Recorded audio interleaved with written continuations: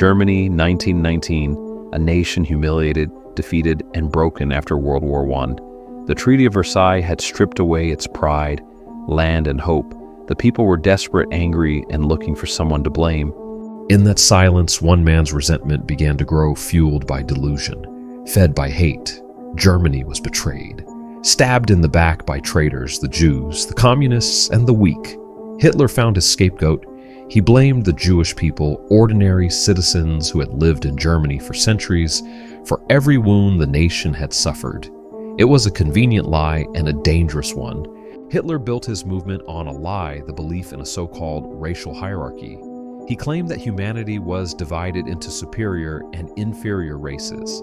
At the top stood the so-called Aryan race, which he believed embodied strength, intelligence, and purity.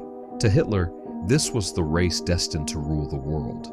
But in his twisted view, there had to be an enemy, a race he could blame for everything wrong with Germany. Hitler targeted the Jewish people not because of anything they had done, but because centuries of European anti-Semitism had already painted them as outsiders. He called them parasites, conspirators, and enemies of the state. He turned religion into race, turning ordinary citizens into targets simply because of their identity.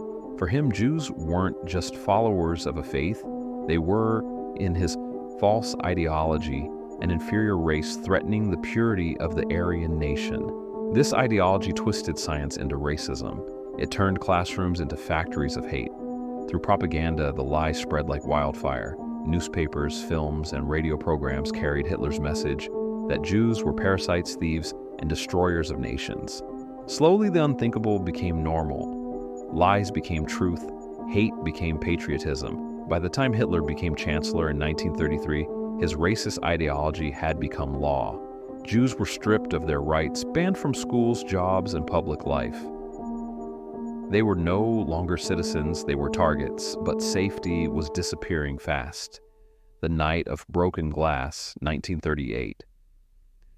On November 9, 1938, hatred turned to violence. Nazi mobs destroyed Jewish homes, businesses, and synagogues across Germany.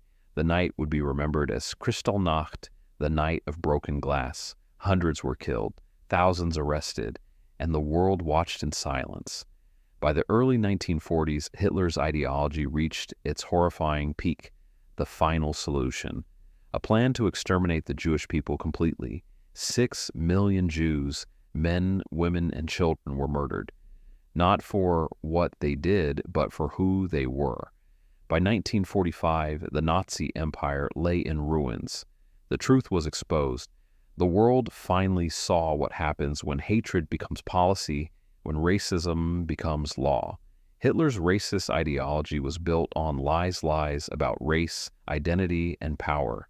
It reminds us that prejudice does not begin with bullets. It begins with words, with fear, with silence, a single candle burning in darkness.